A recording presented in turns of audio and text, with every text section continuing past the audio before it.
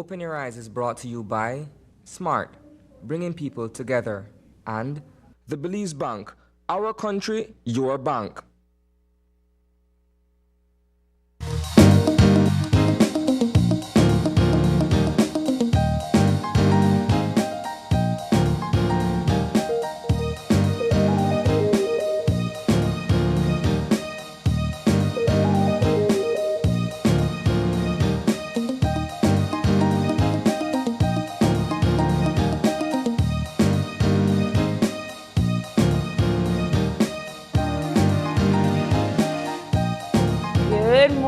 And welcome to Open Your Eyes. Start your morning right. I'm April Martinez. And I'm Isana Cayetano. Good morning. Good morning, Belize. Thank you so much for being with us. It is Monday. Good morning, Isani. Good morning, April. How are you doing? I'm good. I like your earrings. Oh, thank you. Interesting pair of earrings you have there. My Hannah earrings? Yes. Are they gear up for the month? And we are in the month. We are in the month, but like because I only come here twice a week, I can't wear it the entire time. Yeah. But you know, I am very much a supporter of my heritage. I like to show it in any way that I can. Excellent. So that's good. I have to start the week. My Hannah earrings. But how was your weekend? Restful. I can't complain. Yes. I'm ready for the week ahead. It promises to be quite an eventful next few days. So it's going to be an eventful full week indeed. And before we get into the eye on the news, Isani, let's just jump right into our What's Buzzing conversation for this morning.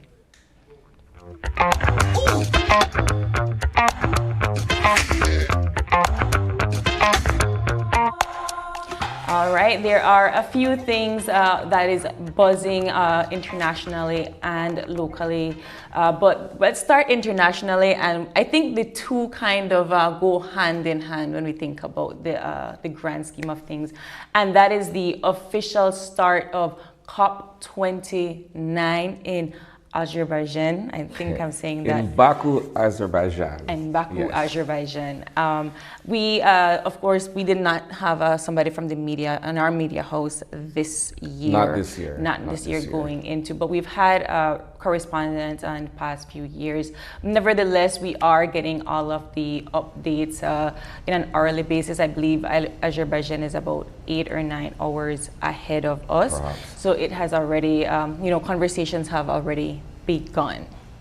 Well, kind of following up on the conversation that we had last Monday with COP16 in Cali, Colombia. So world leaders have converged on Baku, Azerbaijan, where they are attending COP29 amidst very serious concerns that representatives, including the heads of government or state for some of the major polluters, quote unquote, are not in attendance. The thrust of what they are there to discuss this time around is climate financing, right? And so the U.S. is notably absent in terms of their president, Joe Biden is not attending, as well as other world leaders who perhaps either have other obligations that they are, dealing with in their own respective countries. But yes, COP29 is underway. And for some, it would arguably be the same old in terms of the discussions and trying to find a way forward. I know that from what I've read so far, the entire issue of the Paris Agreement and incoming or returning President Donald Trump's position on that, I know that has some kind of dark cloud over some of those countries that are, pushing for the $100 billion financing. Now, listen to this, April. Coming out of COP16 in Cali, they were only able to raise $400 million. Wow. Right? $400 million out of a $20 billion promise that had been made, a pledge. So imagine $100 billion. That's all the more ambitious. One has to wonder whether or not they'll be able to put their money where their mouth is. I think at this point in time, if the larger countries are not in attendance for this particular conversation that is about climate financing. I feel like we're just going to keep going in circles, and perhaps that's why we've not necessarily been hearing a lot of buzz about the COP. I mean, we did, like you said, talk about COP16 last week and so forth, but for a lot of persons on social media and so forth, like, the conversation has kind of been stagnant and watered down, if I will, because we need the larger countries to assist us. And if they're not in the conversation, then how do we keep coming back to this? It's the 29th meeting. We keep talking about this. Nothing keeps happening. We see the effects of climate change everywhere. And then you have newly elected leaders throughout the world, not just in the United States, that keep changing their environmental laws. That does not necessarily assist the rest of the world. I had here a particular quote from why is it important that we can talk about COP, and why are we still having this conversation about climate resilience. And one of it, the quote says that building on outcomes of previous COPs, countries will look to progress on strategies and targets that are economy-wide, focus on transitioning away from fossil fuels and keep the world on track to limit global warming to 1.5 degrees Celsius. Now, I'm not sure how, because we haven't really been keeping up with every single country that is trying to change their environmental laws, but for us here in Belize, for example, we're seeing, these electric buses, these electric cars, these electric taxis, and so forth. That's not nearly enough, though. No, it's not. But like for us, we're trying, right? You see these small changes in the way that we travel, or where we use transportation. Yes, you're right, it's not enough. So for us here in Belize that could barely afford those electric buses and cars, what about the other small island states, right? To be fair to the situation, Belize as a developing nation is not as much an emitter, so to speak, like China or the United States, right? We're a speck. But our country has been doing its part, continues to do its part in terms of, I will describe it broadly as climate awareness. We are taking the necessary measures and actions. When you look at what the Ministry of Sustainable Development has been doing, when you look at what the Blue Bond and Finance Permanence Unit has been doing, they've been doing their part in terms of championing our cause and what we've been doing as a country. But like I said, introducing electric buses and electric vehicles and what have you is a first step, but it doesn't really scratch the surface if you're looking at an overall perspective on climate change awareness and, being a more resilient country. But it comes with, and the reason I brought up the electric buses and so forth is because for us, we are a small population, we're a small country. I'm not saying it's easy to change a culture and so forth, but for us as an entire country itself, where you can come in and government officials can say, okay, we're trying to transition into this way. You can get that word across to almost 400,000 people. Not everybody will be able to immediately switch their everyday today lifestyle and embrace this new way of living green, but it's easier for us because of our population and our land size. We already have these environmental laws in place.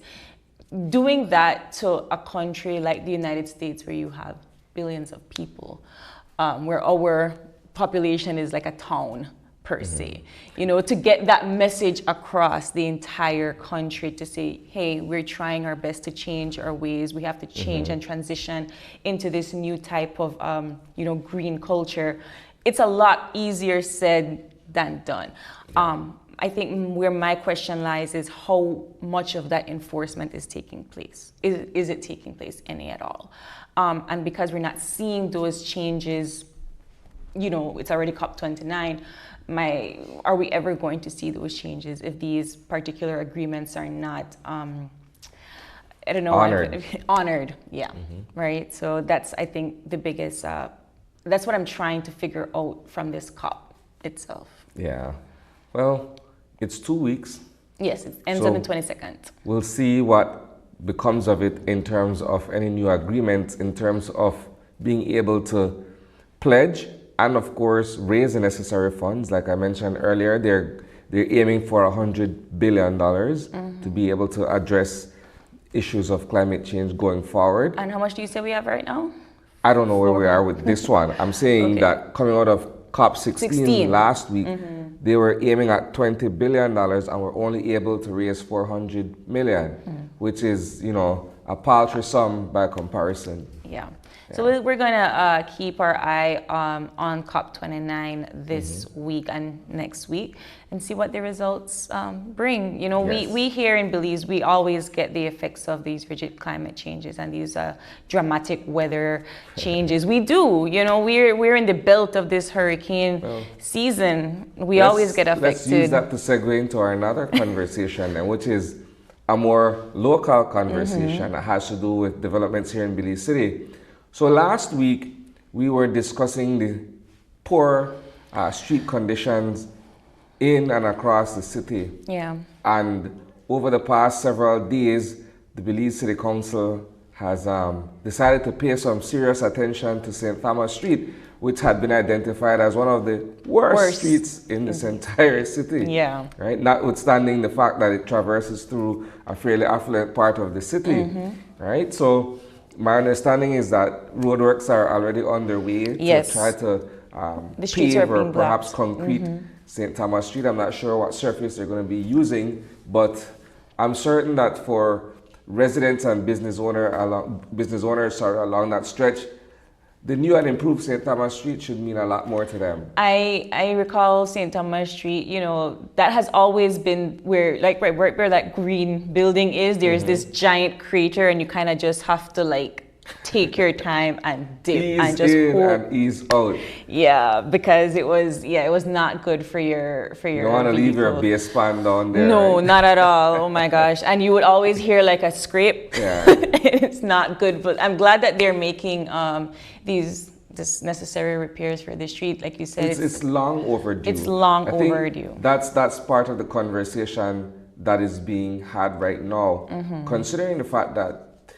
this city administration had a previous 3-year term in which this street could have been properly addressed in all the rounds of streets that they were concreting across the city. So the lead up to the March 6th municipals should have also seen this street addressed. I'm just speaking from my perspective here. It never happened.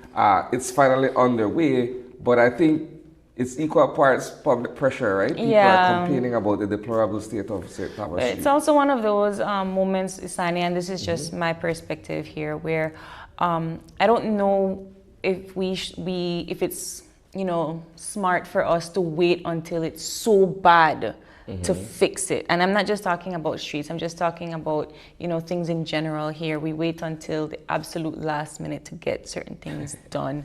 But I am, like I said, I am glad that it's being fixed. But it does, like you said, connect with what we're talking about when it comes to, you know, climate change and the weather and so forth. Because while we're here struggling in all of Belize, because all of Belize have these potholes, a lot of other countries are struggling with the same issue. Potholes in their streets, the fact that you have heavy rains and so forth. That's what you would call or describe as a perennial issue. That doesn't go away, right? There is significant wear and tear on the streets and roads and what have you, and along with the weather situation, that's expected, right?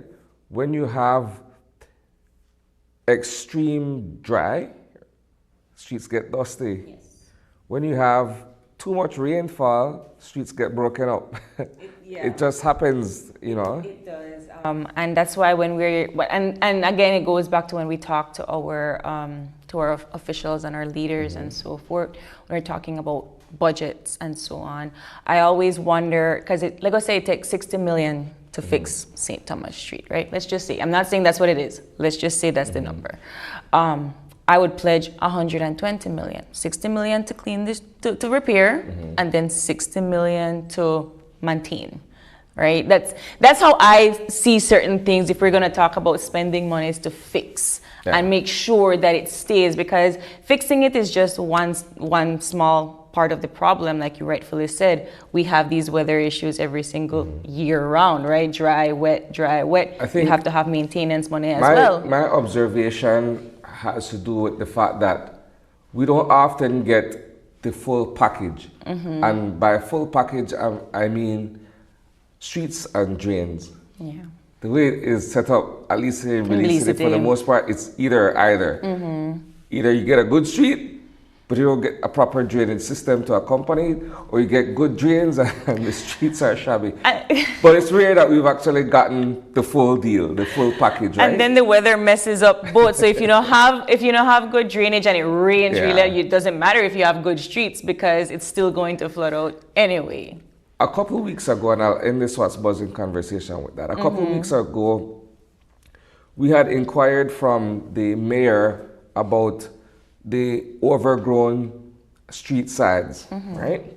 And he had mentioned that Belize City would be zoned off, and there would be specific teams that would respond to certain areas where there's overgrown property or things of that sort. Right.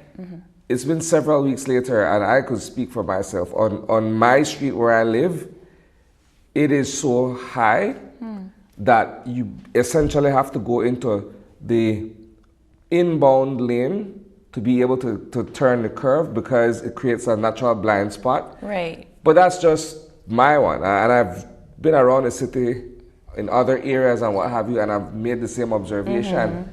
So the appeal to the Belize City Council is, well, when is this zoning going to take place, and how quickly would they be able to begin addressing these issues? While we're in the topics of streets and drains. Right, no, you're absolutely right, because it does create a unhygienic environment. So, right, so that does it for our What's Buzzing topics. If you have any comments and so forth, let us know in the comment section below. If there's a topic that you would like for us to discuss, let us know in the comments below as well. That does it for our What's Buzzing segment. And because it is Monday, what we do here every Monday is we bring you the eye on the news.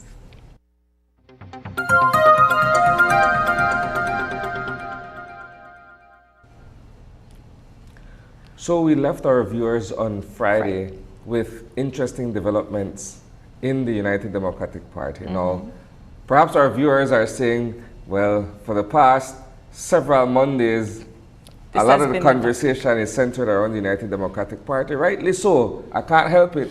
But the truth of the matter is, they went to court on Friday morning, and the Justice of the High Court ruled in favor of Shine Barrow as the claimant who brought this particular matter before the High Court. And they were given the right, essentially, to take back the UDP headquarters on Youth for the Future Drive. There has always been this conversation about the symbolism of this particular building. And part of the argument has been, well, it's just an edifice, it's just a structure. If you're administering, you could do that from any other office space or what have you, right? But I think for the most part, for any leader or anybody who is at the helm of this organization, the foot of the Belchana Bridge is the seat of power for the United Democratic Party and its entire leadership apparatus, right? But apart from that, the matter of who is the actual leader of the UDP is also before the court. Yes. And it does not seem as if though there will be any determination on that anytime soon, given the fact that the case management will be scheduled for January, right? That's not even addressing the matter proper. It's just they're going to go into case management to figure out how they're going to begin addressing the case before the court. But all of that is set against the very real possibility at this point in time that the general elections will be called fairly soon, right? And so the two things hang in the balance in a manner of speaking.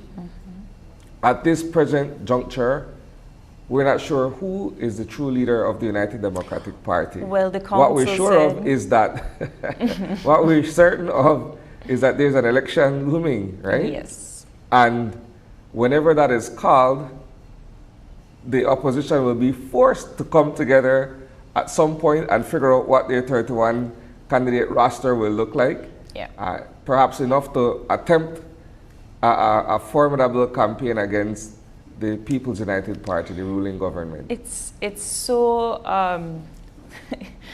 I don't even know how to describe it as somebody that's from the outside. You're the one that's reporting, you know, the media, you ask the questions and so forth. I just can't keep thinking, help thinking about the line that the council said that for right now, he wouldn't say that there's any leader of the opposition. None of them should be claiming that title because right now everything is before the court. So then, if that were the case, it would seem to me that the organization is headless, so to speak, right? Right.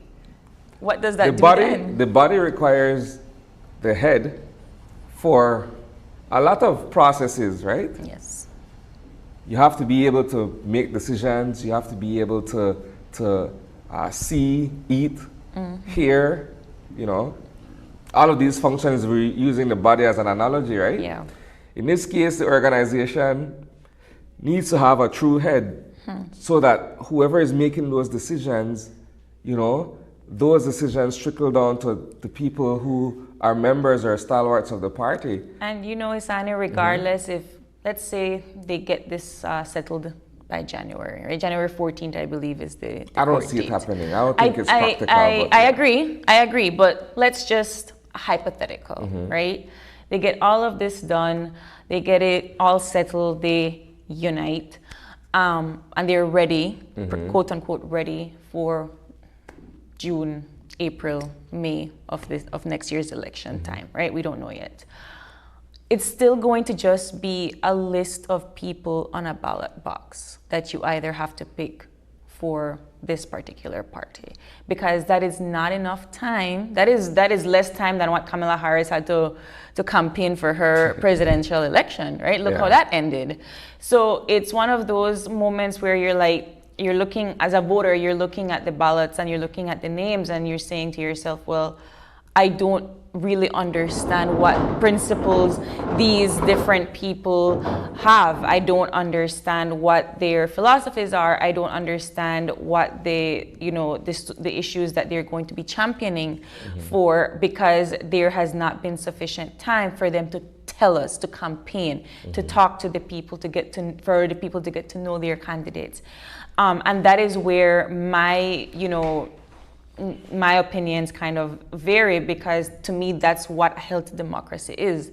That's what a healthy election is. You have two opponents that are vying for the proper, you know, candidacy to rule and to have proper government authority.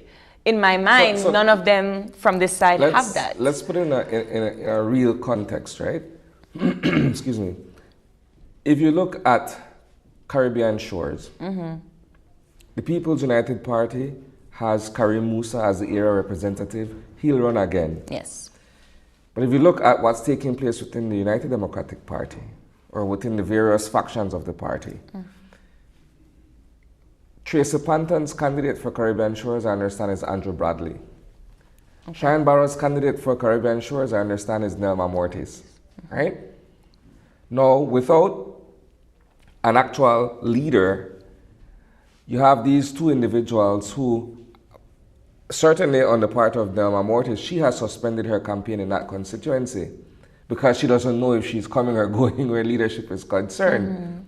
And that is taken away from her being able to be on the ground. Indeed. And, of course, deliver her message to the voters in that constituency. Right. I'm not certain where Andrew Bradley stands on that, if he's also on the ground or whatever. But the fact that they are in this this turmoil, it makes it difficult for any one person to say, okay, I will proceed with what I'm doing under this particular leader, because I'm certain and I'm comforted that this is the actual person who's in charge of the party. And they're not there. And that is talking about persons that are here in Belize City that might have access to either, you know, Shine or Tracy. Can you imagine the entire country where they don't have that particular privilege, right? They're in complete limbo at this point.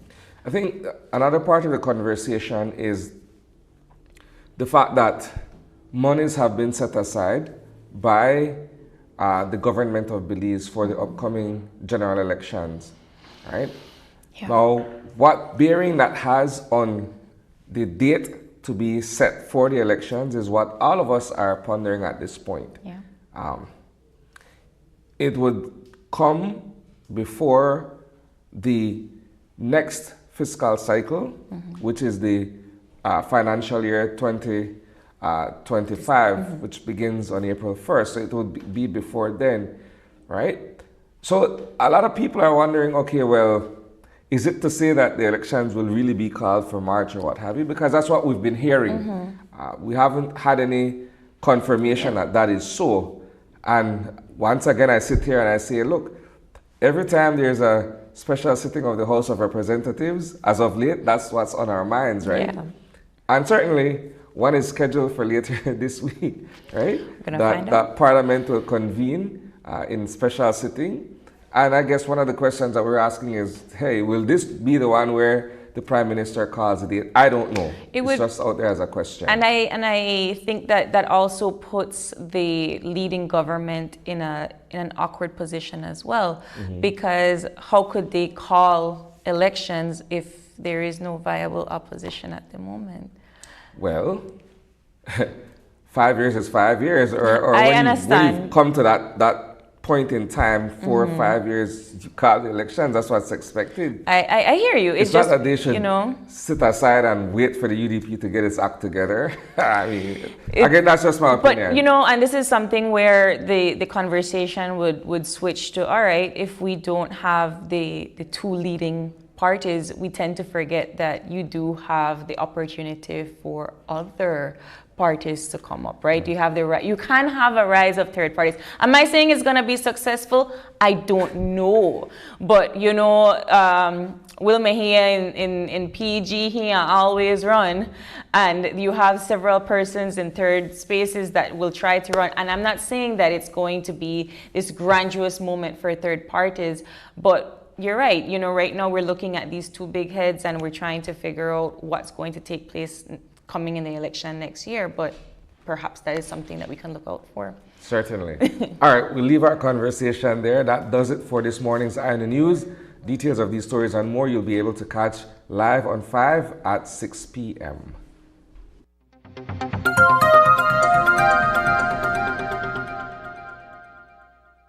And speaking of climate, we do have that weather update from our friends at the National Meteorological Service of Belize.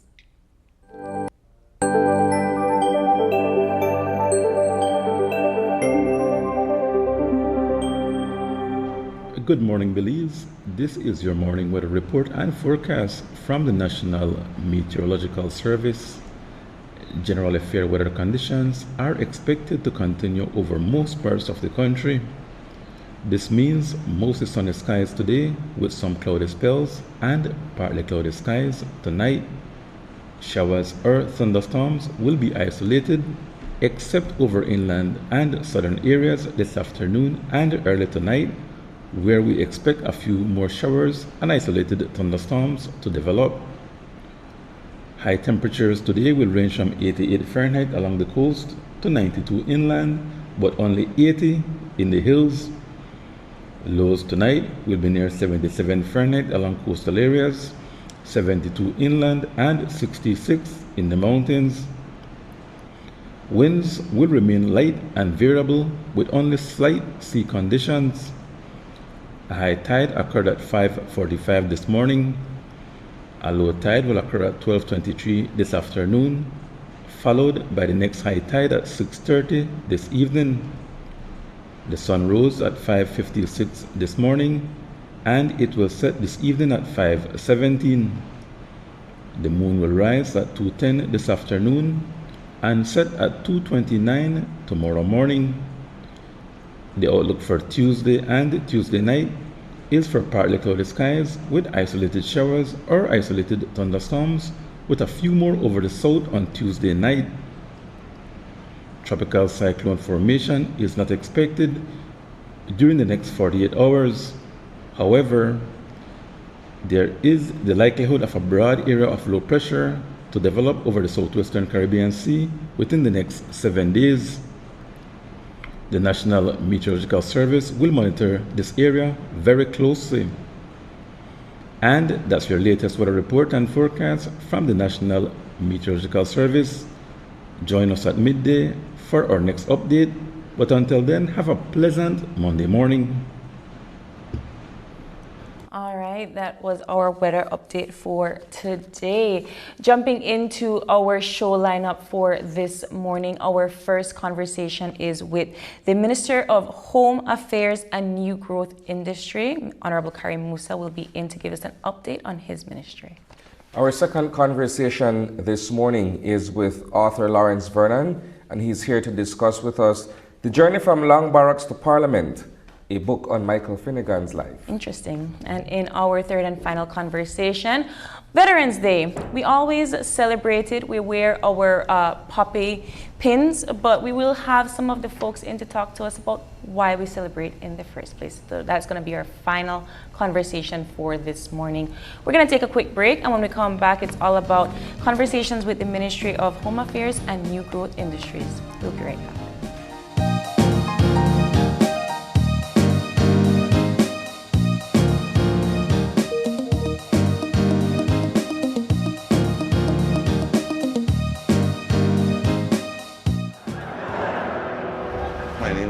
Vega. El Patio Grill has been using Belize Bank for over 25 years. We only use Belize Bank at our restaurant. That's why we were able to win this trip to Europe. I had never been to Europe. We found out it was Madrid and we were excited and we went to this football match. The teams reached before the game and everybody was just outside, you know. You can't explain, the noise just roared like 3 blocks down the street, but when you got in there and you saw 70,000 people in there, that was amazing. I couldn't believe it was happening. I had to pinch myself to make sure it was real, you know, because it's a one-in-a-lifetime experience, I'd say. My lucky plus one was my son. He's 18 years old, so he was really excited and he enjoyed it as well. He said it's his best trip ever, so it's a priceless experience that we got. Belize Bank has always been there for me. Whatever transactions or whatever I need to do, they're always there for me. I would recommend everybody to use Belize Bank. It's the oldest bank in our country and they continue to do their best.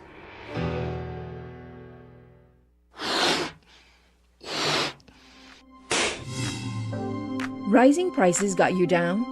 Well, let Benny's lift you up in these tough financial times. Right now, get low prices on construction materials, such as lumber. And whenever you make a purchase, remember to get your B-Box, which is free money. Only at Benny's, quality and savings.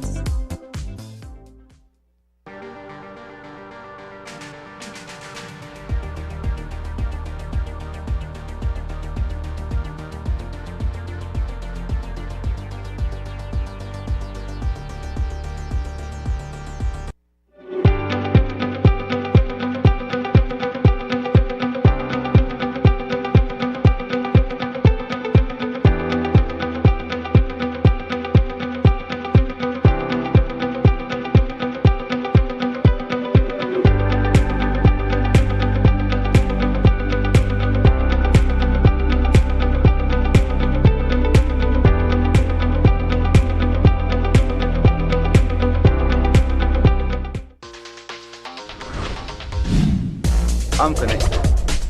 Yo. I'm connected. We're connected. Create the perfect broadband bundle that fits your style with Smart Connect.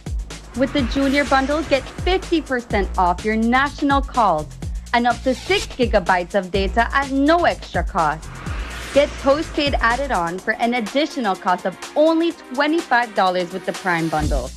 Stay connected with unlimited smart-to-smart calls, plus 6,300 megabytes of data and free international minutes.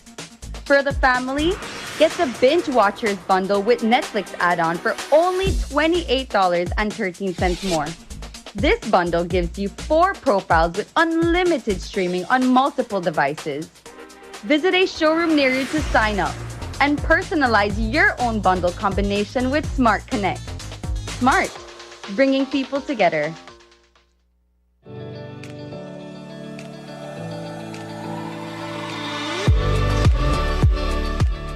Hi everyone, my name is Raja Ravan Senegal and I am 11 years old. Distractions such as drinking, answering a phone or text messages, talking to passengers, or paying attention to someone else.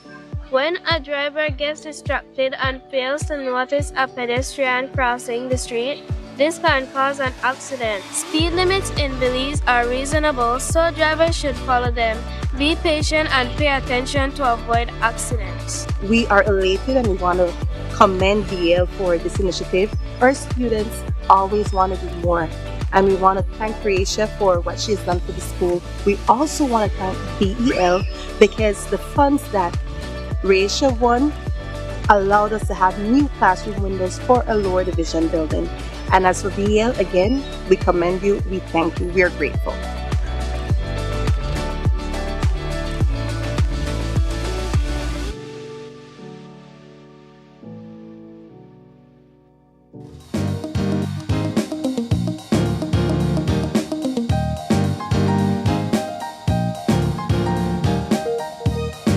And welcome back. For our first conversation this morning, we have been joined in studio by the Minister of Home Affairs and New Growth Industries, none other than Karim Musa. Good morning, Minister Musa. Good morning, Isani, and good morning, April, and of course, good morning to all your viewers.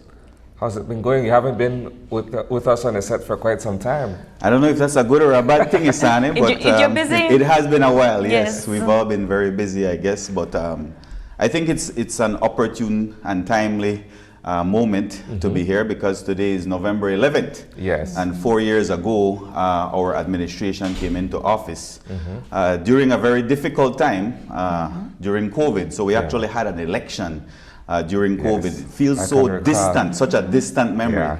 Yeah. So I guess it's an opportune time for me to be here today. Yeah. All right, so let's begin the conversation with another aspect of your ministerial responsibilities, the side that's not necessarily as well talked about as your Home Affairs has. Let's begin by talking about developments perhaps in the new growth industries. I know that that's part of your responsibility under your portfolio, but it would seem as if though it's a bit dormant. Perhaps you can start there? Yeah, so there's a lot to discuss when it comes to the Ministry of New Growth Industries. As you might recall, when our administration came into office in 2020, this was one of those new ministries that was created along with the Ministry of E-Governance.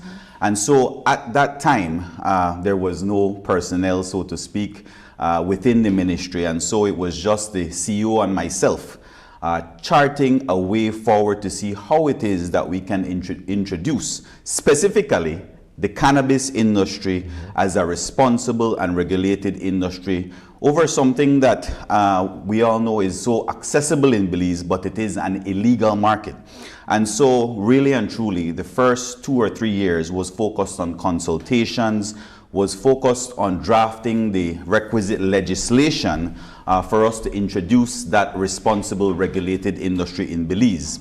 As you know, I think it was the 2nd or 3rd year in that matter went to the House of Representatives as a bill, and then thereafter the Senate, at which point it passed both stages. So I was very excited at that point of the thought that we could actually get some control of an industry that has really and truly cost us many lives in Belize, because you don't see people killing each other over the sale of rum.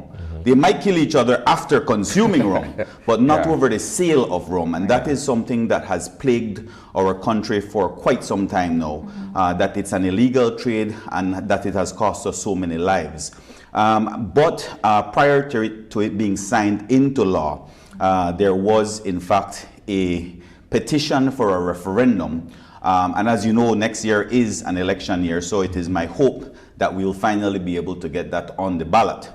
But that is just one good, so to speak, or product, so to speak, when it comes to the Ministry of New Growth Industries. Since then, even though that was just the vision of our Prime Minister and the Cabinet to see how we can introduce this mega product, meaning worldwide it's $1 billion industry, since then, so many countless Belizeans have come forward and say, I have a great idea. Let us introduce the Cahoon industry in Belize. Magnificent proposal. We're getting very far with that in negotiations with the Green Climate Fund, with the Embassy of Brazil, because they have a similar Cahoon, a similar nut to Cahoon in Brazil called the babaçu. And so there's a lot of studies being done right now when it comes to Cahoon. And so I look forward to that industry taking off perhaps by the end of next year. We also have the orange economy, the film industry, music, sports. Those are things that we want to focus on as part of new growth industries for Belize. And of course, the seaweed. I know that the Fisheries Department, along with Beltrade, is leading that initiative, but our ministry certainly wants to lend its support there. And this year, as you might have recalled, is the first year we actually received a budget for our ministry. And so it's a very, very small budget, basically to outfit, to equip our ministry with the requisite personnel. And so we are doing that. We're in the process of doing that. But very big things to come for this new and emerging industry. I wanted to go back to the conversation about cannabis, because you're absolutely right. That was something that was hot on the press for a couple of months, and then it kind of went dormant when the referendum took place. So we did have a conversation, I believe, last week with some folks that were cultivating CBD and hemp. And I also recall you were a part of a hemp education webinar, if not last week, the week before. Let's talk about the education on this particular industry that you're trying to get started on the ground. Because when we talk about cannabis, when we think CBD, when we think hemp, we all have this misconception that it's all bad and illegal and terrible for your health. So what are some of the ways that your industry is trying to educate the public on this? Yes, so as you rightly said, April, 2 weeks ago we had our first webinar, and that first webinar was focused on an education campaign, precisely that, informing what are the differences between cannabis and hemp, the fact that since 2017 the government has passed legislation for hemp products within Belize. And so what does that entail? It entails any product coming from the cannabis plant, the flower, that contains below 0.3% THC, which is the psychoactive component within the cannabis flower. And so that is something very challenging to actually achieve, meaning below 0.3%. That is why many countries like Canada have moved that percentage up to 1%, because even at 1% you don't get that high per se. And so what it is really, when you look at Tropical Health, which is the company that has been making such good stride with their products over the last few years, it has taken quite an investment on the part of the entrepreneur. He has come up with a line of products, CBD products. And so when we talk cannabis, we have to understand that it's not just THC. There are hundreds of cannabinoids, and you actually extract CBD, which we all know is so beneficial in terms of its health benefits, its health qualities. And so these CBD products that they are launching, I believe within the next few weeks, will be available for sale within the pharmaceutical industry from pharmacies. And so I think just last week they were at the Health Expo, the health fair for the Medical and Dental Association. There you see our good friend Dr. Cervantes, who is a huge proponent of CBD products. And so it was well received, excellent presentation by Dr. Christie there at the medical conference. And so this line of products, you can say we are moving forward with medicinal cannabis, so to speak, because these are CBD products, not THC products. To segue, since we're discussing cannabis, to segue from new growth industries to your responsibility as the Minister of Home Affairs, the illegal marijuana trade continues to be a serious social issue for us here in Belize, where you do have rival groups contending over turf for the sale of marijuana. What has it been like from your end as a minister in trying to perhaps keep a lid on this situation, as bad as it may be? Yeah, it is in some ways a sort of legal purgatory, so to speak, Isani, because we have where cannabis was decriminalized in 2017. And while it was applauded at the time that we are actually decriminalizing the possession of 10 grams, nobody stopped to ask themselves, where can I legally purchase this?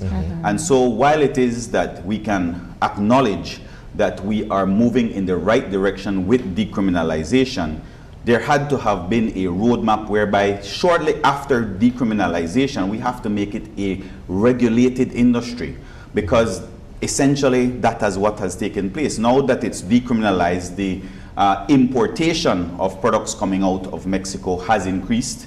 And what we're getting from Mexico, nobody knows. You don't know if it's laced with fentanyl or with other drugs to make you addicted to that product. We don't know where this cannabis is coming from. And that is really and truly the reason why we have to look at it from the lens of creating that responsible, regulated industry, where you're buying something that has information, the percent THC that's contained in that product, where this product came from, what is the strain that is in there, indica, sativa, you name it.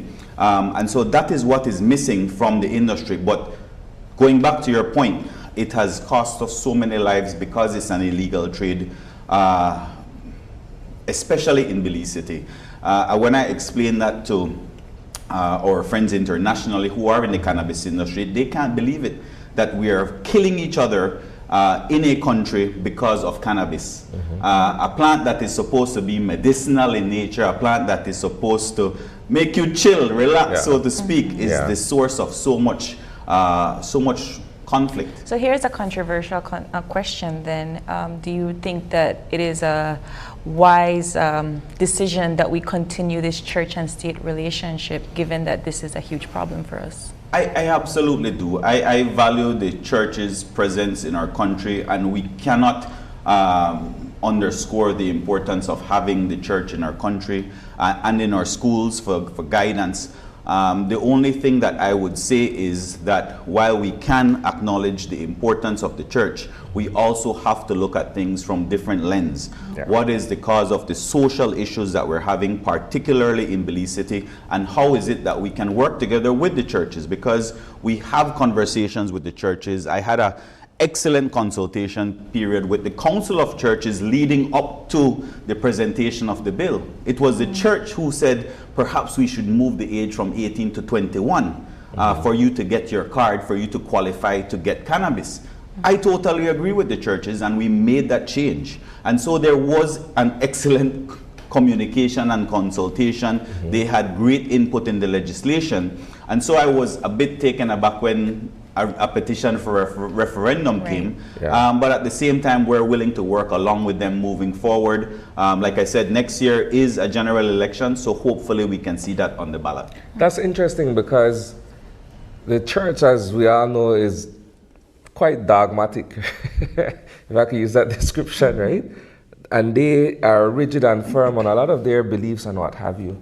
So much so that it does not necessarily lend to the kinds of open conversations where one could say, okay, well, I'm a proponent of marijuana. The priest on the other side would be, okay, well, I am against it, but we could sit around a table and have a conversation and see how fruitful it can be in terms of moving in a direction.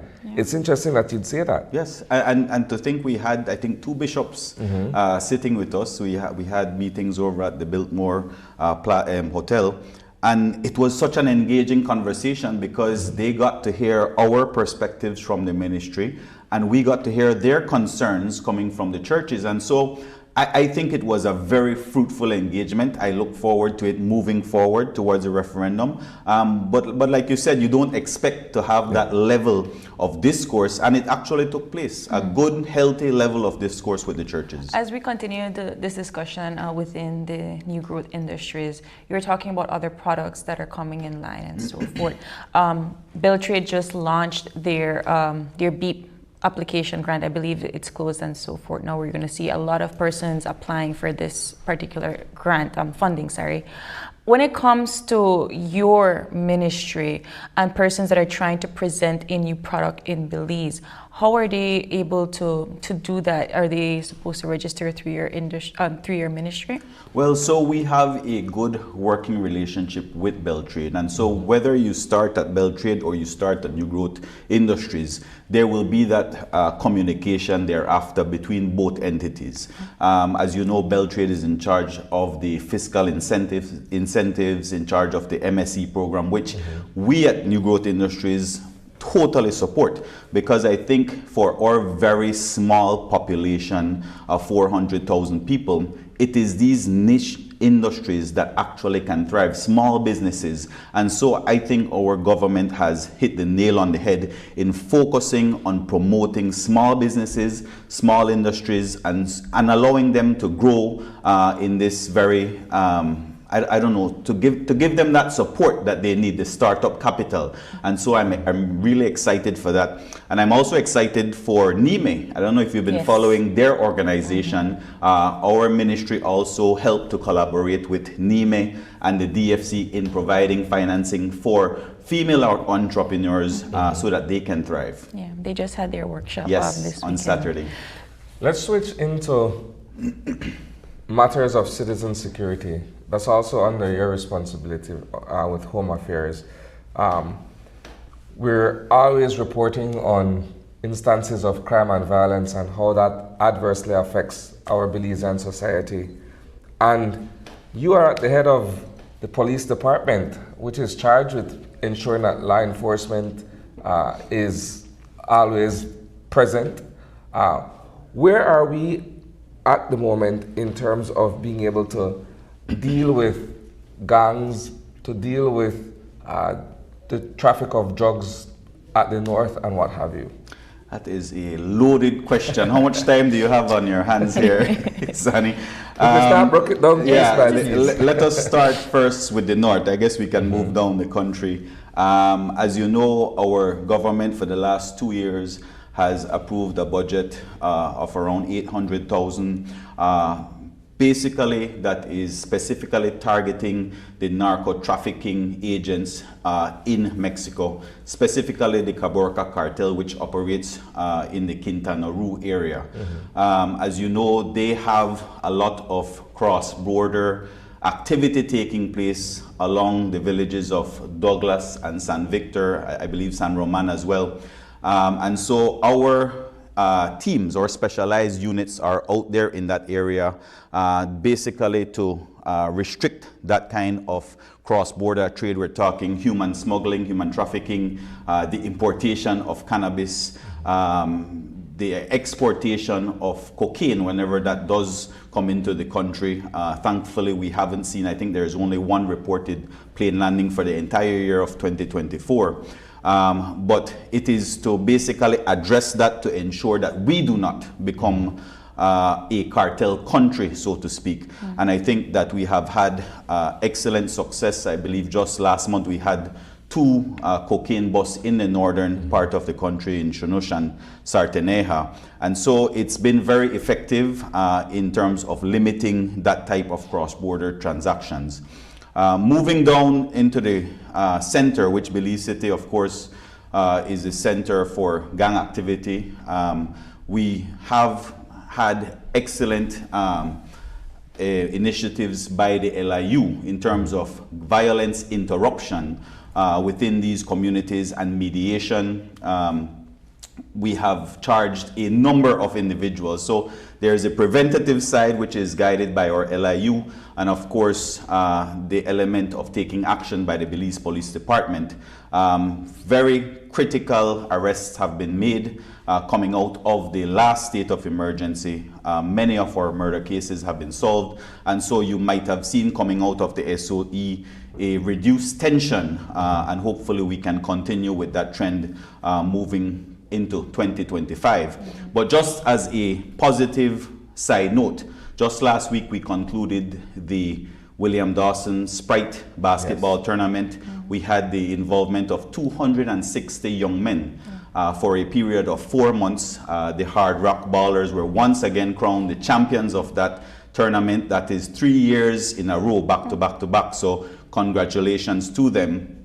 And just on Thursday, we had a graduation ceremony, a skills training graduation ceremony for close to 100 young men and women. And I say that specifically to emphasize women because it was such a touching moment to see a young lady. Her name was Fiana Flores. If she's watching, good morning, Fiana. When she gave her testimonial, it brought the entire audience into tears because she said that that opportunity for her to learn a skill came at such an opportune time for her when she was at a crossroads, not knowing what to do with her life, not knowing how to provide for her children.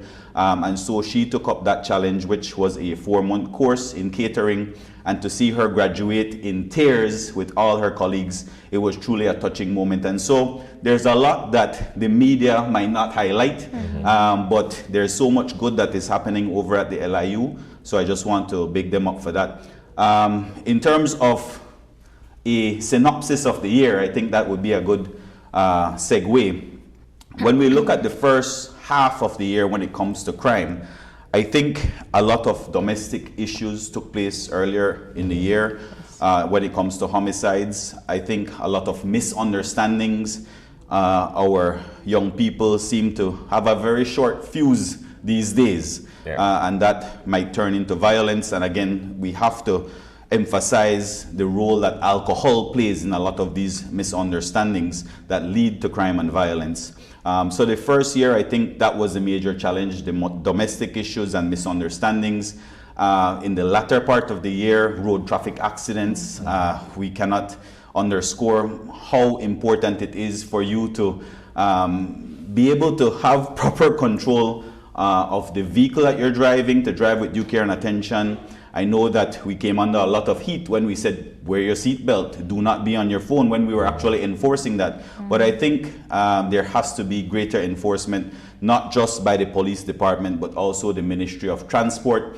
And again, it comes down to our civilians taking greater care when on the road, and of course, the myriad of motorcycle accidents that have taken place. I think the number of deaths from vehicular and motorcycle accidents this year has even surpassed the number of homicides. Wow. I think we've actually gone past the 80 deaths caused by vehicular accidents. So we have to find a way to deal with these issues. I want to go back a bit to the discussion on the Leadership Intervention Unit and the work that it has been doing. I think as a reporter, it's disheartening for me when we cover instances of crime and violence and persons who are employed by the LIU are being implicated. I look at the stabbing death of the young man, Sean Ortiz, last Sunday, and among the 4 persons arraigned for that murder was someone who is linked to the LIU. What are your thoughts on situations like those where you know that perhaps the unit is trying its best to reshape the mindset of these young men by giving them opportunities and then they fall back into criminality? Yeah, I mean, it is disheartening, Isani, but we have to understand with the individuals that we're dealing with here, where our programs touch close to 1,000 youth. In any given segment of society, whether it's the LIU, whether it's the media, whether it's the police, you will have a fraction of individuals who will not stay the course. We have to accept that. And in that LIU program, if you have 1 or 2 or 3 individuals who step out of line, I can't say that we are totally surprised because that is the life that they've been living all this while. What the LIU is doing is offering an alternative to that lifestyle. That does not mean that these young men, by a flip of a switch, will just turn over a new leaf. That is not what we expect to come out of that. And I believe Mr. Dawson, when he was alive, said it best. If the LIU is able to change one person's life, it has changed an entire generation coming after that individual. And so we have so many success stories. But as always, the media doesn't focus on the success stories. I didn't see any media at the LIU graduation on Thursday. But I don't know if we got an invitation. Yeah, we'll have to check on that. But the moment that one of them steps out of line, of course, the media is going to highlight that to try to discredit the program, so to speak. But we don't pay attention to that noise because we know how many lives have been positively impacted, and it certainly is a majority that are staying the course. Like I said, it's close to 1,000 young men that are being affected, and they are truly appreciative of that opportunity. But you will have some of them that step out of line. I wanted to take it outside of Belize City for a bit, just because you have an entire country to cover.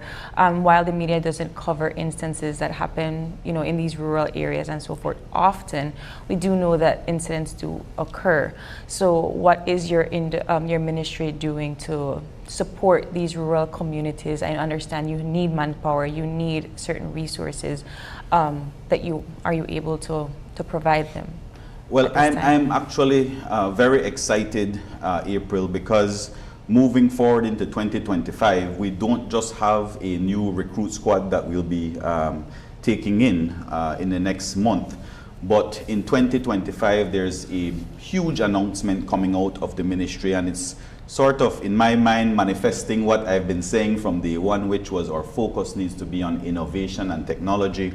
And for 2025, we will be working along, I don't know if I'm even privy to announce that today, with one of our national service providers in providing 1,000 CCTV cameras across the country with a proper command center in Belmopan that will be monitoring throughout the country. And so not just for the cities and towns and our island destinations, but also in our rural communities.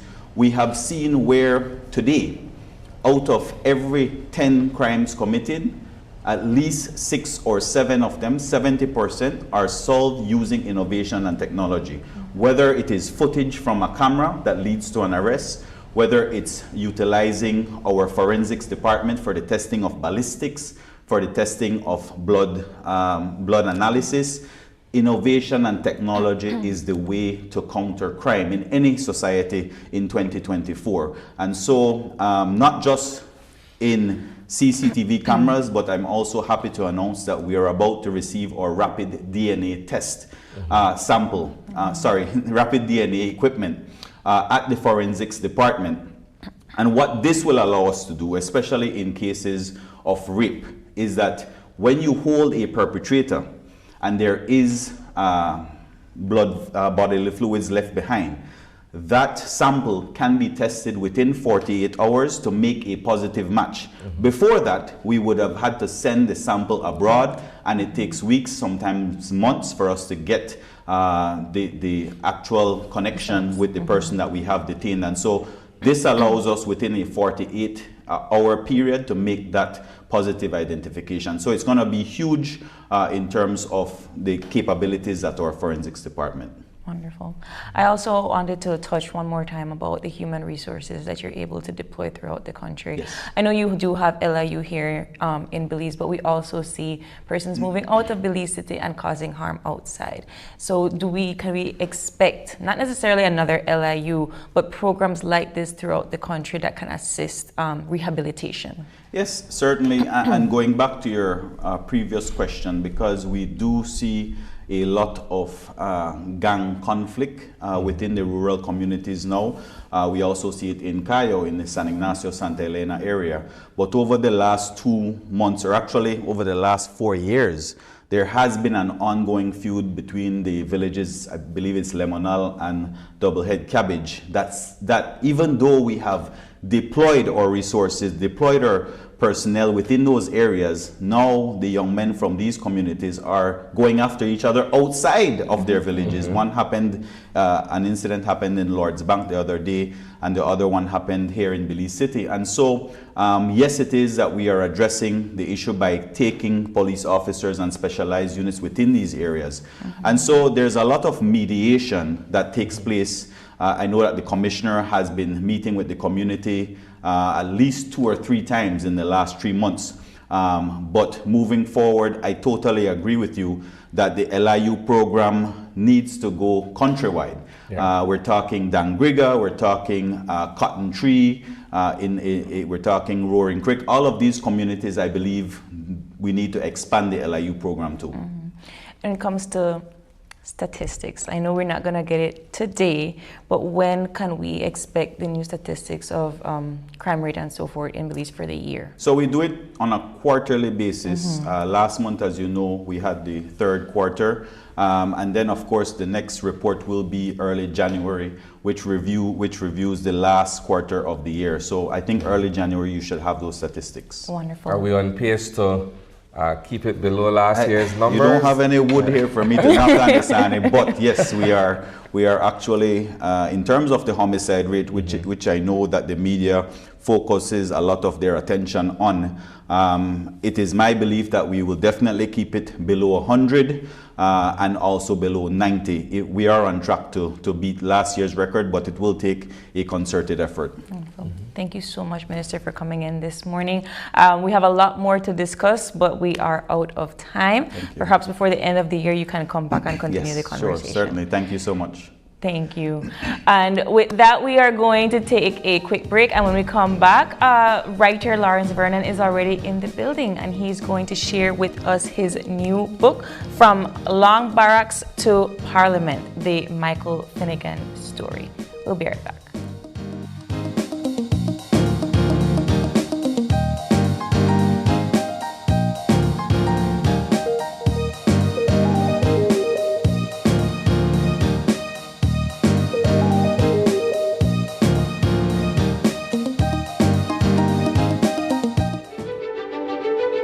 Technology is ubiquitous, and it's transforming how, when, and where we work. Fulltech Systems is placing award-winning devices in the hands of information workers, allowing them to work without compromise in a world without wires, to innovate, create, and to maximize productivity anytime, anywhere, satisfying the needs of the desk-centric remote and field worker and every other worker in between. We are providing the industry's best devices to businesses going through the process of digital transformation. Partner with us today to provide the solutions that will allow your employees to work effectively and efficiently to enhance your customers' experience.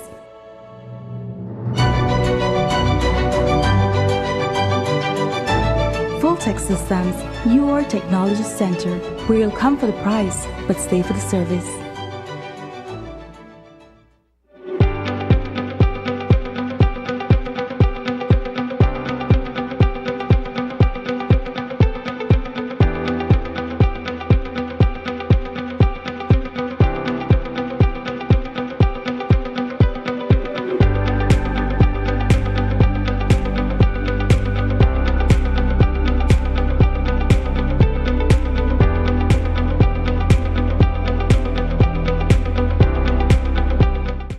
My name is Nayeli Yakab. I'm the coordinator of the Benga House of Culture niche. Before the Belize Bank online service, I had to travel to San Ignacio because we don't have a branch, a Belize Bank branch in our community. Now with the service, I can conduct my transactions at the office, at the comfort of my home, just anywhere in the world. It has made my life much easier. I would recommend the Belize Bank digital services to everyone and anyone.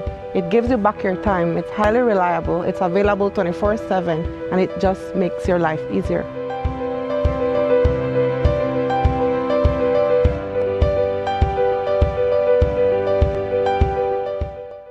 Belize, get ready.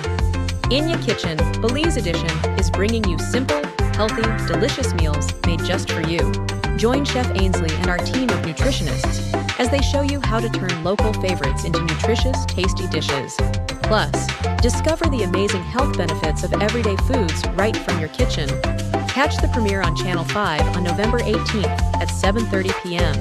And tune in every Monday after for healthier cooking that's easy and fun.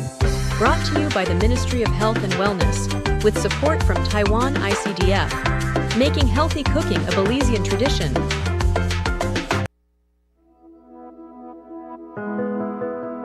For 15 years, Oceana Belize has proudly stood alongside the people of Belize, protecting our marine habitats, safeguarding livelihoods, and ensuring that the beauty of our Caribbean Sea endures for future generations. Together, we've achieved incredible victories, safeguarding habitat from the inherently dangerous and destructive offshore oil development to increasing the use of selective fishing gear to reduce overfishing, advocating for a sustainable future for all Belizeans. We want to always be able to fish. Oceana listened to us and made sure our voices were heard by the decision makers. Being a wave maker has shown me the power we have when we come together for something bigger than ourselves. I am proud to be part of a team of dedicated Belizeans who wholeheartedly believe in the people of Belize and the right to a healthy, thriving ocean. But our work is far from done. So many challenges confront the Caribbean Sea, from the existential threat of climate change to insidious illegal fishing. Together, we will continue fighting to protect the people, Alawi, who depend on the beauty and bounty of our waters. With your support, we look forward to the next 15 years, committed to empowering communities, safeguarding marine ecosystems, and creating a future where both people and special places thrive. We're proud to stand with you for our Belize, land of the free by the Caribbean Sea.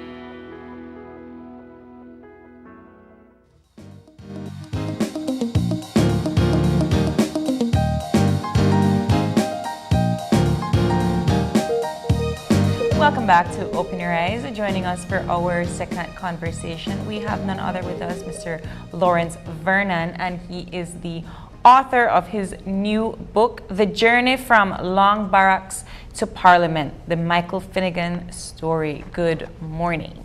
Good morning, Mr. Vernon. It's good to be here again. It is. I mean, the last time you were here, it was to announce your other published book, which was based on none other than former Prime Minister Honorable Dean Barrow. Correct. And now we're here talking about Michael Finnegan. I really want to know your selection process in how you select these persons to do biographies on. Well, this is actually my sixth biography. It started back in very early with them when Andy Palacio died. Yeah. They had asked me to do a short biography of him. It could have been longer, but there was a deadline and they wanted to launch the book at a certain ceremony at the Bliss Institute. Okay. So I didn't get enough research done, so it was a smaller book. Okay. And then apart from that, there was the book on Monroe Metzkin, which was commissioned by Monroe's family. And of course there was Philip Golson, which was also commissioned by Nitch. And Compton Fairweather, which was commissioned by Henry Young and Compton's family. I took it on myself to do a book on Dean Barrow. That was not commissioned. Neither was the Michael Finnegan book commissioned. I took it on myself. The Dean Barrow book, I felt that the story had to be told because he had become a sort of icon because of his 3 terms in office, which was unprecedented, and it was a sort of record. So I decided to approach him and ask if I could write his book, his story, and that is how that book came about. That took me some research for about 2 years or so. Oh, wow. Yeah. Yeah, because it was an extensive career. The Michael Finnegan book, I would say, is could be termed an offshoot of the Dean Barrow book, because while I was researching the Dean Barrow book, I came across so much information on Michael Finnegan, because for a period of time in political history, in the 2000s to 2008 to 2020 or so, they were regarded as two of the most powerful politicians in Belize at that time. Mm-hmm. I don't know if that was true, but they were regarded as that. The perception was that. Mm-hmm. And so I had done some, while doing the research on Dean Barrow, I also had occasion to do research on Michael Finnegan, because he was so close, so they were so close. And while interviewing Michael Finnegan, he revealed to me that from he got to know Dean Barrow in the 1960s, they became close friends, which friendship existed to this day. Mm-hmm. So, and one of the main reasons why I chose to elaborate on Michael Finnegan's political career, life and political career, is because his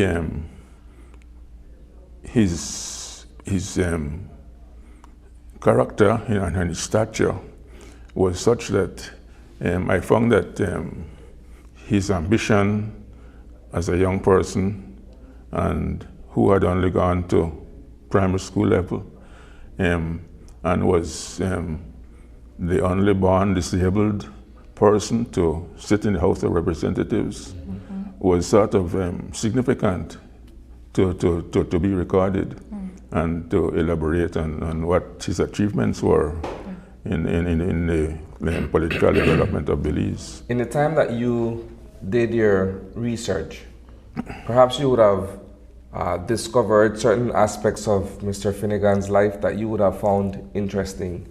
Can you share perhaps one of the standout moments about the life of Michael Finnegan? Yes, certainly.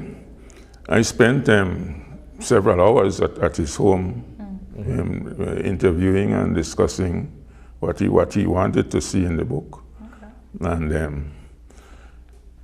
one of the things, there are two things that struck me when in the chapters I wrote. One of the chapters had to do with a Peace Corps volunteer by the name of Gene Adams, who had come to Belize in the early 1960s.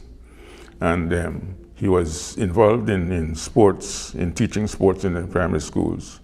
And at that time, Michael Finnegan was a student at the Wesley primary school on Albert Street.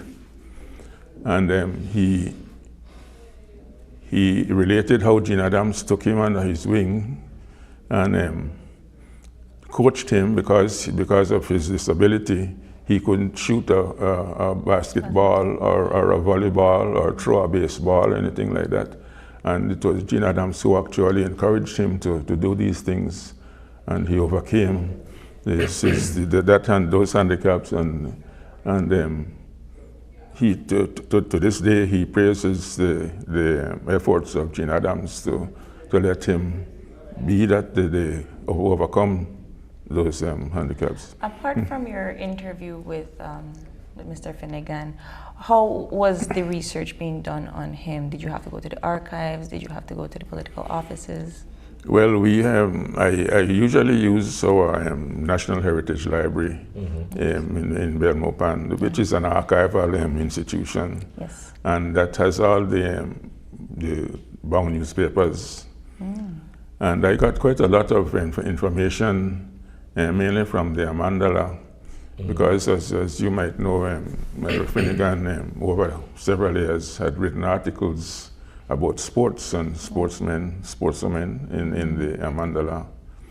And by the way, I included 12 of those articles in the book as an appendix. Interesting. And those actual articles about footballers mostly are so relevant and informative that I'm sure that whoever chooses to read the book will get a lot of football information from that. What is your writing style like, and what is your approach to storytelling from the perspective of either of these two individuals, Dean Barrow and Michael Finnegan? I found that writing biography, Mr. Annie, is similar to writing a novel. It's like writing fiction, but you can't tell any lies on the characters you're writing about. But the way the narrative flows, you're telling the story of the person, and the main character is the subject of the biography. In the case of Dean Barrow, his main character was Dean Barrow. In the case of Finnegan, the main character. So it's almost like writing a novel. And in my early days, I experimented with writing short stories. So coming into writing biographies, which I chose to do, so this is my sixth biography. It came in sort of natural to relate. And find a plot. We had the plot was already there, so you didn't have to find a plot. You just had to develop the plot and develop the character of the subject. In this case, Mr. Finnegan would have started from the proverbial long barracks, as we say, right? Yes. And his career path or his trajectory took him perhaps to one of the highest offices in the land. Yes, it did, and he actually he was born just at the birth of the nationalist movement in the 1950-51 time, and he grew up with his mother, who was Miss Esme Diaz, who was a very formidable supporter of the National Independence Party. So he had that political background growing up. And then he also supported the ex-Governor General Colville Young, who at that time was in politics in 1969, running in the Mesopotamia division. And Michael Finnegan relates how he not actually campaigned, but he handed out pamphlets and literature to the residents of Mesopotamia on behalf of Colville Young. And then he encountered Dean Linder, who was also a politician and who became the first leader of the United Democratic Party. So he was very well steeped in politics. And although he didn't have a chance to run for politics until 1993, he was always supporting someone. He supported Dean Barrow. In fact, I think the word I use in the book that he was Dean Barrow's sort of coach. When he first entered politics, Dean Barrow entered politics in 1983 and ran for the city council. And then in 1984, he was victorious in the general election for the UDP. So at that time, before Dean Barrow went to run in the Queen Square division, he asked Michael Finnegan's advice what division that he would choose for him, and Michael chose the Queen Square division. And it was a good choice because Queen Square division has always been a UDP stronghold. So that's the sort of character in Michael Finnegan I tried to bring out, in that he might not have had a high school education, but he had street smarts. Yeah, it shows how community grown. Street smarts, right. Yes. I have I found it interesting because I've read the Philip Golson biography, and I did read the Anne Palacio biography. But when it comes to the politicians, there is a sense of almost like history note-taking when it comes to writing these biographies, because we don't really get that much information in school about the way the two-party system is constructed and the foundations and the prominent figures in each party. It's like you're taking each of these figures and you're writing these stories to showcase how the party was formed and now the present day, how the present day party is being run. How can we utilize Michael Finnegan's book How can the reader approach this book? I would say that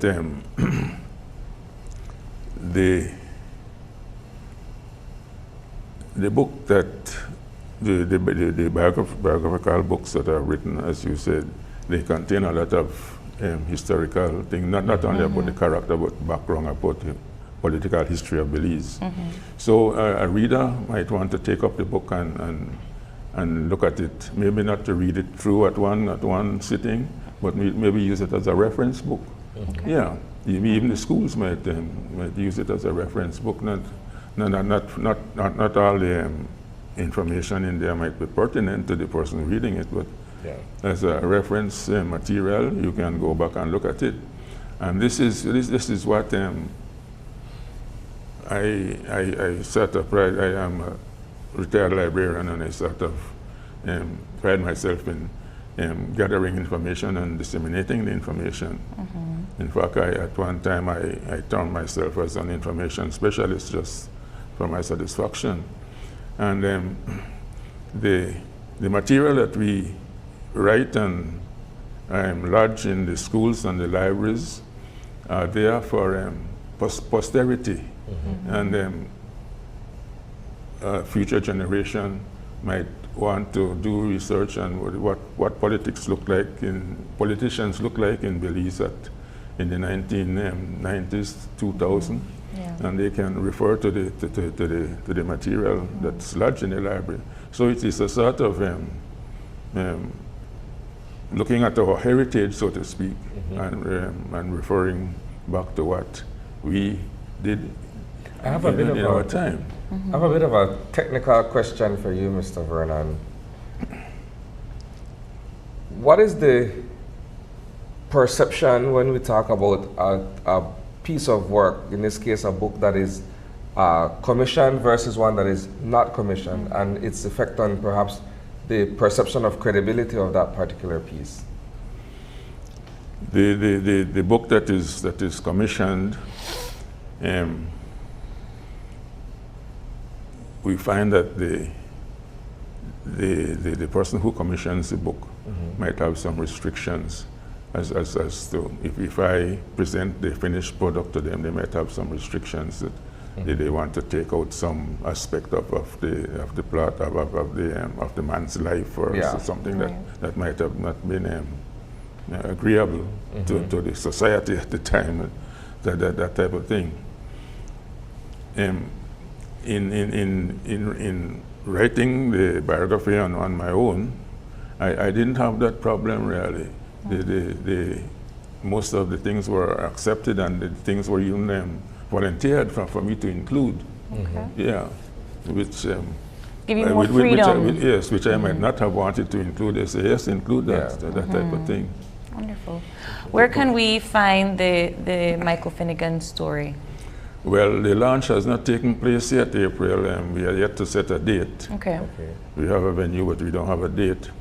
But the Angelus Press did the printing of the book, which they usually do a good job. So copies will be available there when the book is launched. I hope in another week or two. Wonderful. But one thing I wanted to elaborate on, Isani, that you mentioned. One other aspect of the book that struck me was that Michael Finnegan and a good footballer who incidentally is my brother Angus Vernon. They are good friends. They still are good friends. In 1974, they met and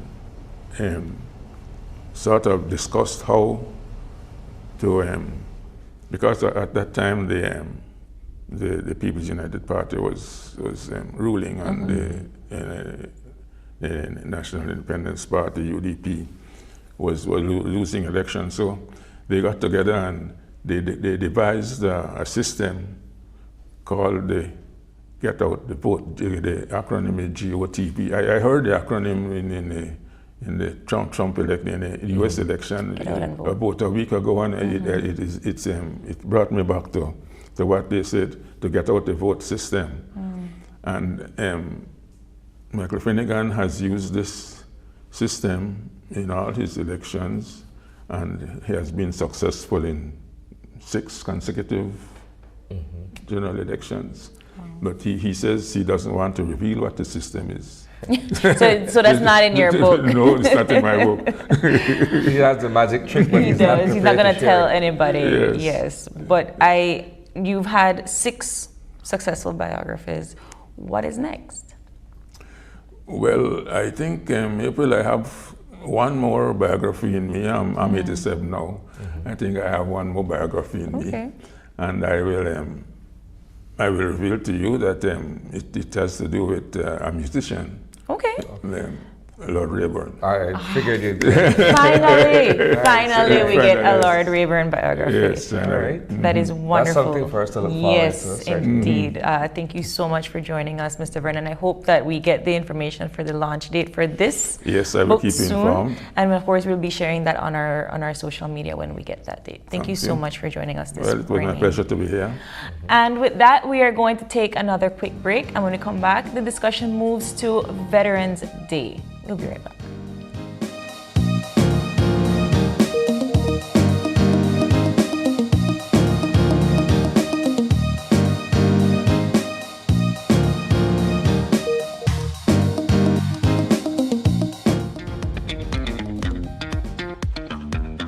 Hey Manuel, what's up bro? What you doing here?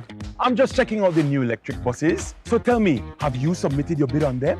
No, I haven't done so as yet. Actually, I don't know how it works. Can you tell me more? Of course. Come on in, let's check it out. As you know, the Belize City Council is managing 2 for the Belize City routes. But now, the government is looking for private operators to manage 3 for the district routes.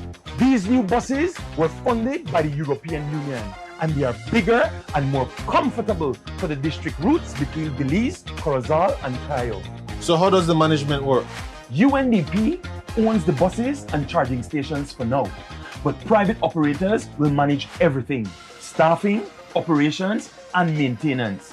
The government will oversee the process. It is a great way to build your own business. That sounds like a solid opportunity. So how do we as operators get involved? It's a competitive process. They're looking at your experience, relevant resources, management skills, and of course, best value. If we win, we get a 2-year contract to operate these bad boys. That sounds like a win-win opportunity. Might be time to get my bid together. That's right. Only those who have sent their expression of interest can submit their bid for an opportunity to be a part of the future of transportation. For more information on the bidding process, please contact the Chief Transport Officer at the Department of Transport at 828-9239. Bids are open until November 2024.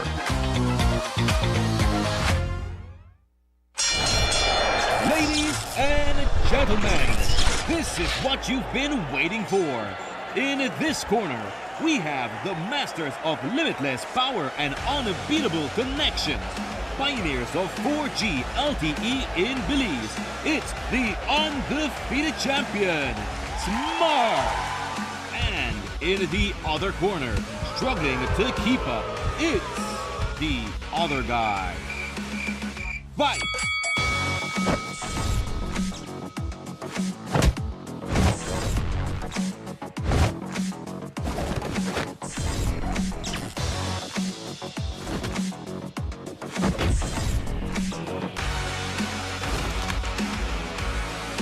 Tired of getting blow after blow from a plan with the other guys?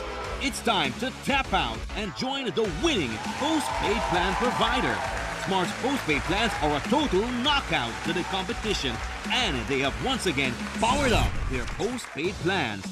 Sign up for one of Smart's boosted postpaid power plans today and experience the victory of superior service. Smart, bringing people together. MacNav Visual Strategies, where creativity meets business. Step inside our world of innovative visual solutions. From captivating graphic design to expansive wide format productions, our services are tailored to bring your vision to life. Experience the impact of our high-quality signage and billboards, embroidery, promotional items, and professional paper printing, all designed to elevate your brand's presence. Every project reflects our commitment to creativity, quality, and client satisfaction. At McNabb Visual Strategies, we transform ideas into visual realities. Get in touch today. Oh, I wasn't having a bad day. I just needed... It's here! The biggest sale of the year. Get ready to find your happy place at Builders Hardware with our happy sale from October 15th to December 31st. Whether you're a professional contractor or a DIY enthusiast sprucing up your home, we got unbeatable prices that will put a big smile on your face. Now is the perfect time to give your wall a fresh look. Get 20% off paint and a whopping 25% off paint supplies. But wait, there's more. From our stylish light fixtures to fans and AC, we got everything you need to elevate your space. Now at 25% off. And for the finishing touch, check out our wide selection of tiles, where you will surely find the tile to match your style, all at 25% off. Plus, with 30 to 50% off selected items, you will find what you need at a price that will surely make your pocket smile. We also sell sand and gravel, blocks, roofing, and so much more. Yes, you can get all your materials from construction start to finish right here at Builders Hardware. Don't miss out on our happy deals. Tell your friends, tell your family. Come visit us, save big with our happy sale from October 15th to December 31st. Builders Hardware in Belmopan. This is your happy place. We think our customers are awesome!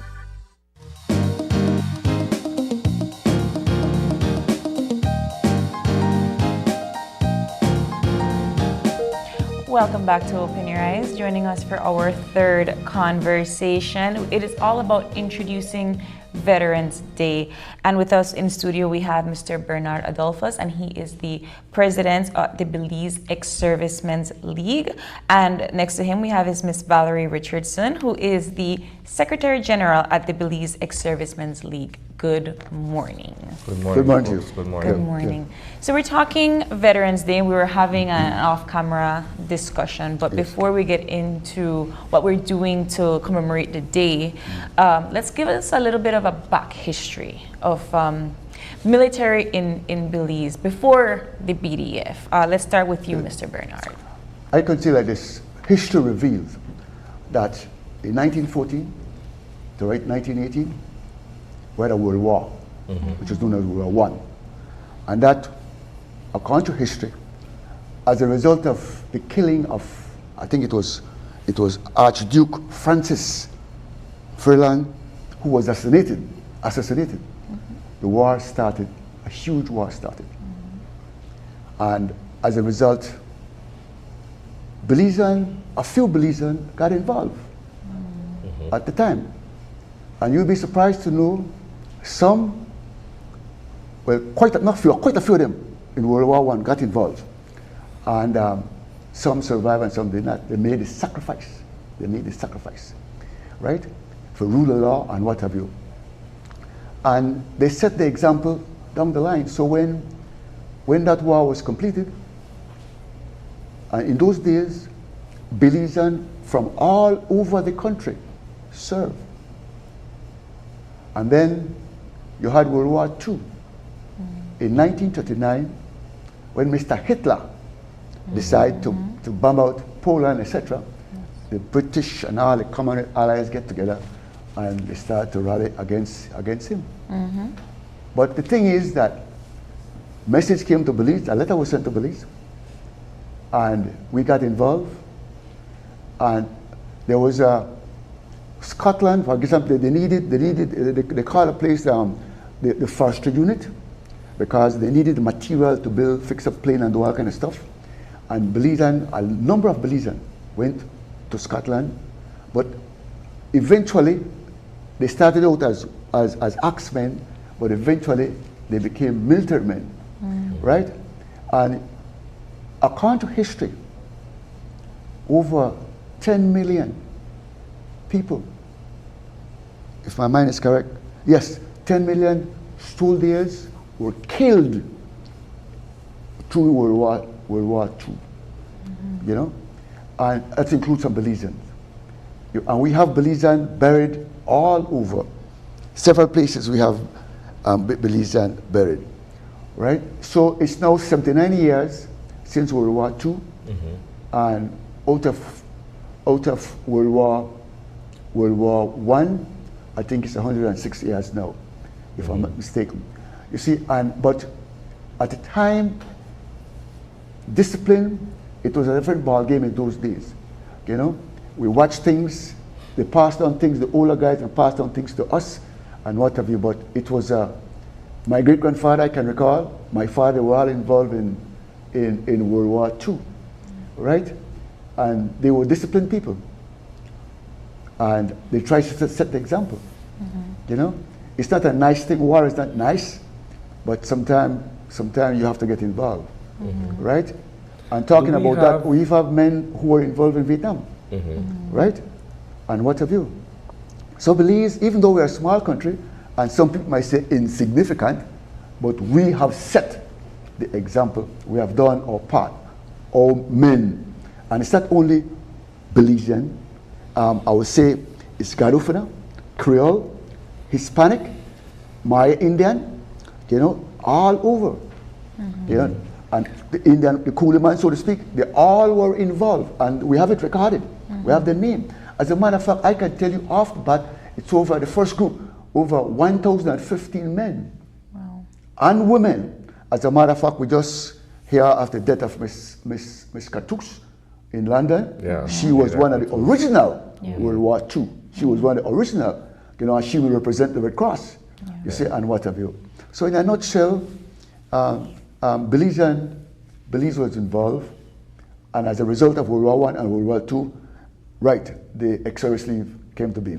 Do we have any surviving war veteran at this point from World War II? Yes, I could tell you right after that. Mr. Rudolph Milton, he's 101 years old. He was on the parade yesterday, right? You know, we had a parade yesterday. What's his name again, sorry? Mr. Rudolph Milton. Rudolph Milton, he's 100, huh? He's 100 years. Still strong, need assistance, still strong. His mouth is very strong, and what have you. But guess what? Those men set the example for all of us, right?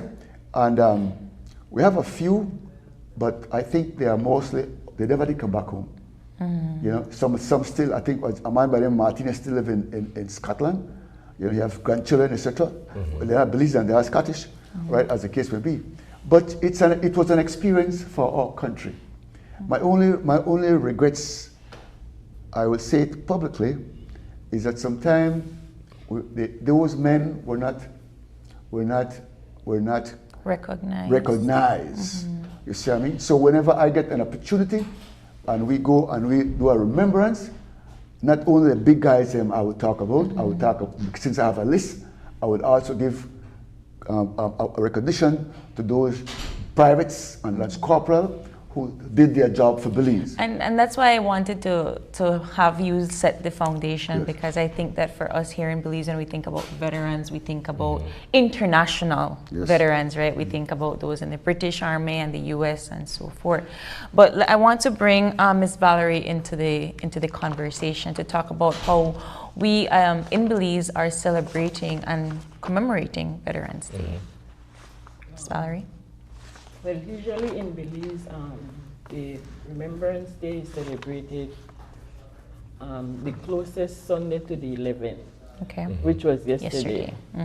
Okay, and then we usually have an official ceremony at the Memorial Park, which includes the dignitaries, like for example, the Governor General and uniformed services like the Belize Ex-Services League members, the Girl Guides, Boy Scout, and so forth, and Coast Guard, police. So this is what you did yesterday? Yes, that was yesterday.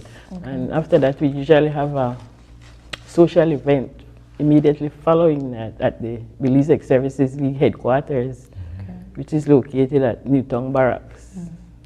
When we think about our veterans from Belize, and as Mr. Adolphus was talking to us a little bit of history, we also can think about the BDF, our current Belize Defense Force. We don't really have a strong history on them and how they came about as well. Can you talk about the relationship that the Ex-Servicemen League has with the Belize Defense Force? This is something that is interesting to me. I was lieutenant and the volunteer guards. And when we, just before the Belize Defense Force came into existence, it was, I think, if my memory is correct, 60 odd between the police special force and the volunteer guards. We went across to the Belize Defense Force. And so we start with that. Most of us was being trained in weapons, jungle warfare, conventional warfare by the British, right? And as a result of that, the force started developing, from my memory. The first commanding officer was an Englishman, right, along with his team, and they help us, groom us, etc., right? And out of that, today we have the Belize Defense Force, right, as the case may be. And one of my things, I was hoping that since most of our World War I has transited, and II has also transited, I'm hoping that with the advent of the Belize Defense Force and the Coast Guard, those, when they are retired from those forces, or before they retire, they could become members of the ex-services league and carry on the tradition, because we will not be there forever. And we would like to see that carry on in the memory of those men who made the great sacrifice for us. We look at that building we have, and that building represents all those men who served many, many years ago, right, as the case may be.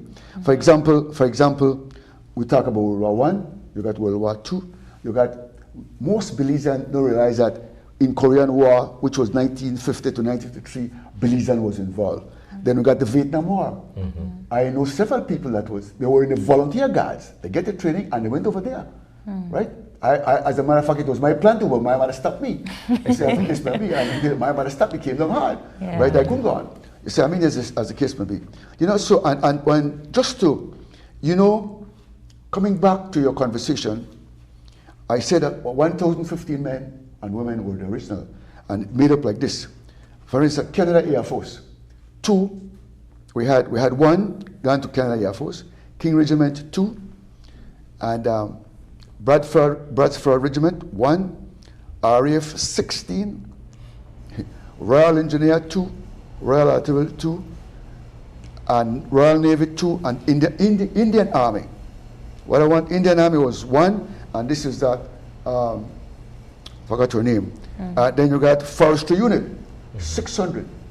600, and these people, they went there to help first in the first unit, and then afterwards most of them link up and join, because they were needed to join the military, right, as the case may be. You were having you were saying that you want those soldiers that retire from the BDF to join forces with the ex-servicemen league to continue the traditions. Can you elaborate on these efforts here, Miss Valerie? Yes. What happened is the Belize Ex-Services League is not an extension of the BDF. Okay. Right? It's a non-governmental, non-political, and non-profit organization. Okay. So it's not only the BDF. We have the police could also join, the Coast Guard. You have prison officers. Okay. Okay. So anybody that has this militant these background and skills. And also the Red Cross, because I was a member of the British Honduras Red Cross Society from I was about 12 years old. Okay, so then I am a uniform service. You are, yeah. Because as you know, the late Queen Elizabeth, she served during World War II. She drove the vehicle for the Red Cross during World War II. Yeah. Yeah. Okay, yes. And she, these 5 puppies is what I adopted from her. She had 5 5 of puppies them. represent 1, the Navy, the Army, the Royal Air Force, women, and civil defense. Okay. I didn't realize. I was going to ask the symbolism of the 5 and the symbolism of the poppy flower itself, because we always see this as a way to remember and to recognize. And the red represents the blood that was shed during the wars, and the black is the mourning. We know the ex-servicemen league to be a non-profit organization. So how do you all manage to upkeep and maintain your NGO? As you may be aware, we have the lower flat of the headquarters. We usually rent that out for functions. That's a way for us to accumulate funds. And since many years ago, for the needy veterans and the widows, we receive funding from the Royal Canadian Legion. And since 2019, this year, 2019, the funds comes from the UK government. Because effective 2019, because all the World War veterans have, most of them has passed, except for Mr. Milton and a few. The Royal Commonwealth Ex-Services League, they rallied to get funds from the UK government so we could help the British Honduras Volunteer Guard. But it's only for the needy. It's not an entitlement and it's not a pension. It's for the needy. So it's not because you serve, it means you have to get or you're entitled. You know, so they usually make that clear, and that goes all the way back to the World War veterans and the widows. It's also like if the veteran dies and leaves a widow, then the widow can also apply for assistance. As persons who have served this country in the capacities that you have, what is that feeling like for you at present? To see how far you've come and to perhaps reflect on your contribution to nationhood? I'll tell you what, yesterday, while I was in that parade, observing, my mind reflect back not only on my personal family, like my father and my uncle who started the ball game. And I look at it, and I look at the other men and women. I said, Belize has come a long way. And I'm proud of the fact that we have come a long way. And in the Caribbean, in this particular area, we have set, even though small, we have set the example. We have problems, but we're not perfect, but we have set proper example for others to follow. Right? And because of my personal, as a matter of fact, I was even a superintendent of prison. If it wasn't because of military and my education, perhaps I would not have made it. When I was a young man, my grandmother and my great-grandma, because I used to give a lot of trouble. Boy, if you not behave yourself, you end up in jail. If you not behave yourself, you end up in jail. So I smiled because I indeed end up at the prison. So I mean, but as a prison superintendent, prison officer. So I tell him, boy, I said, we have to be careful when you see that citizen say things about it. But if you don't watch it, you're going to jail. If you don't watch it, this one, you have to watch the new lady. So, but it was humor. It was humorous. But the thing is that it gave you the ability to be a better person, a better Belizean, and contribute. Particularly now, like how we have men that serve and gone, and before they gone, they get something, right? They get help because they were in need. They get help, and this is what I look at. I say, you know, people don't realize you served 3 years in the military, and after that you're a veteran. You see, and a lot of Belizeans don't realize that, right?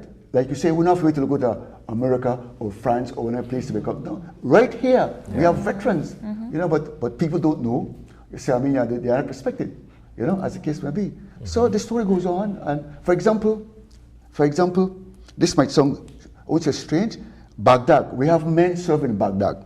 We had men serving Basra, Tigris, Mesopotamia, buried at Euphrates and Alexandria. You see people buried there. You see, I mean, so because they serve, the country has adopted certain, for Euphrates Avenue, right? They were in Euphrates. You see, I mean, and what have you? Yeah, because you're right. We have an entire avenue named after a space that they had. They served there. So this is one way in which I think credence has been given to our men. You know, because they served, and what they served a certain era, they were there. How many people realize that Reverend Ackley from the Nazarene, he was involved in Italy.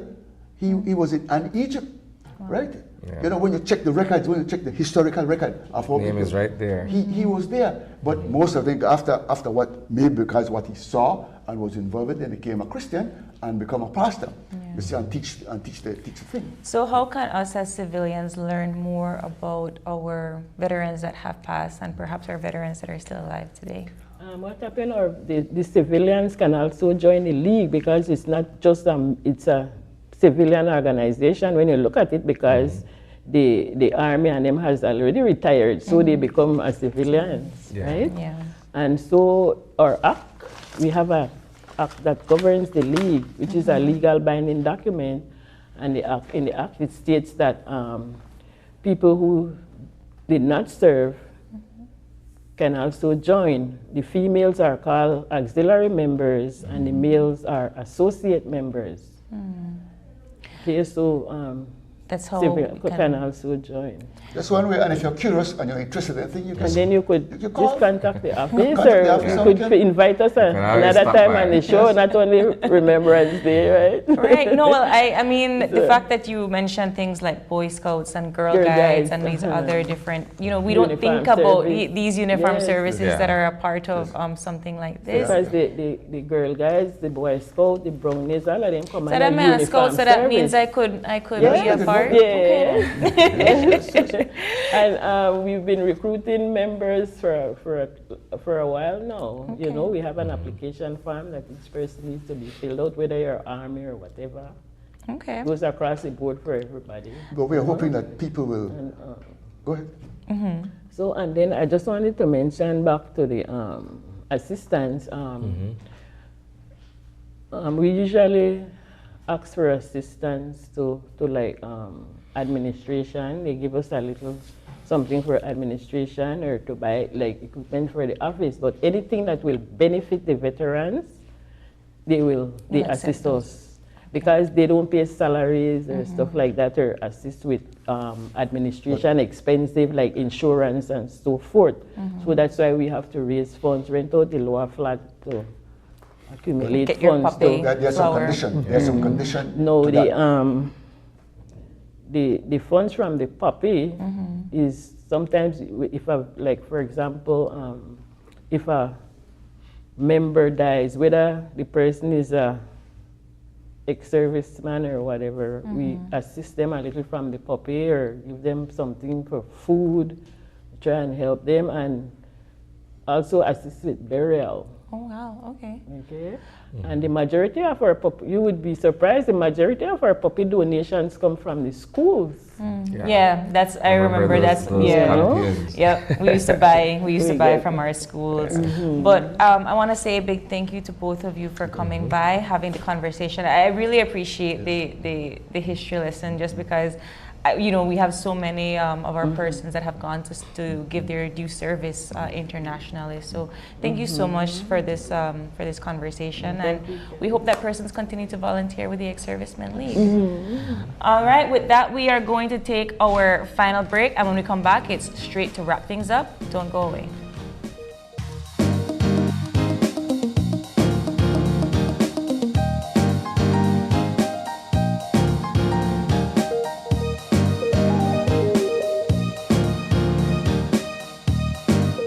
Joy of crystal clear picture and sound from Iowa, the brand that offers you affordability and exceptional quality.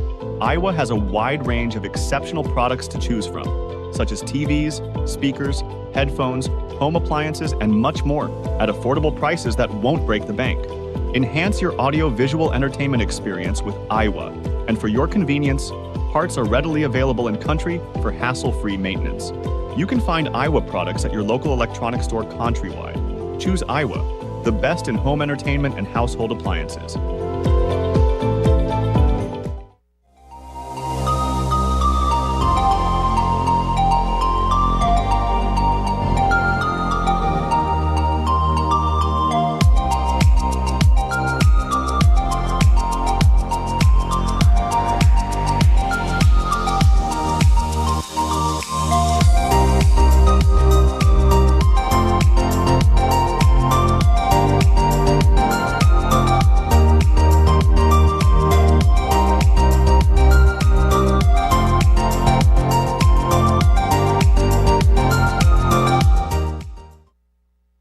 My name is Waluko Mejia. I'm the General Manager at Copal-Tree Lodge here in Toledo, Belize.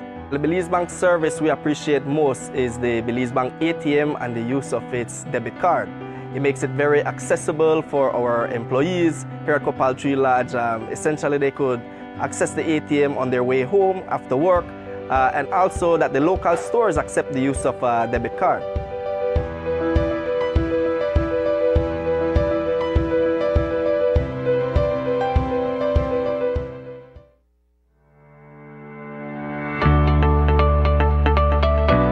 Take control with My Social Security, your secure online account to manage all your Social Security information. To create a My Social Security account, you must be 14 years or older and have a valid email address. Visit the My Social Security self-service portal at ssbportal.org.bz. Click on Create Account. Enter your date of birth and phone number. Next, verify your email address to continue. To verify, simply enter your email address and click the Send Verification button. Enter the verification code sent to your email inbox to proceed. Next, create a password that meets the requirements. Enter the name and select a reason for your account. Then click Create. Your My Social Security account was successfully created. Your information security is our priority. If you have a Social Security number, click Link My SSN to link your Social Security number to your account and activate using the steps in your confirmation email. If you do not have a Social Security number, click Register with SSB. You're now ready to truly experience Social Security at your fingertips.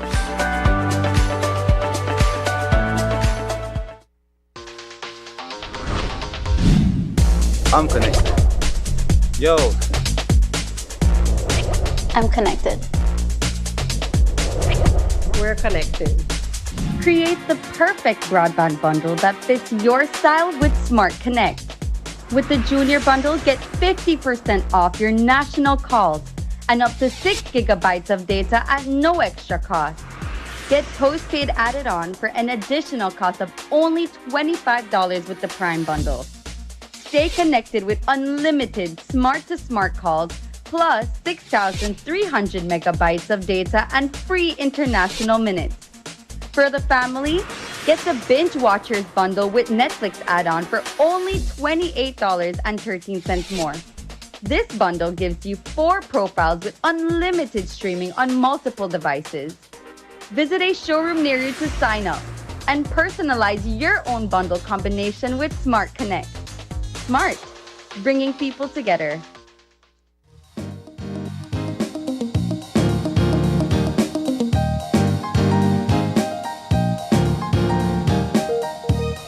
Welcome back to Open Your Eyes.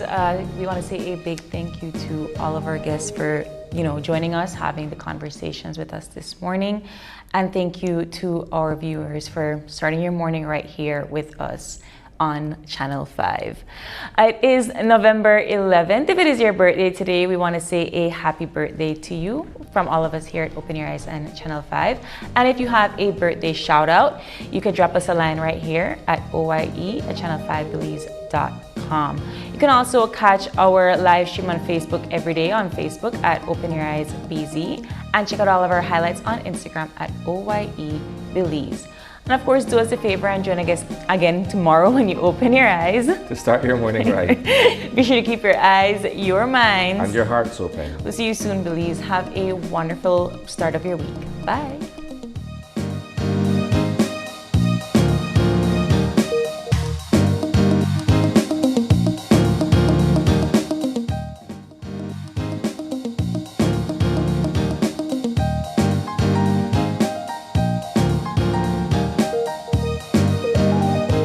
Open Your Eyes was brought to you by Smart, bringing people together, and the Belize Bank, our country, your bank.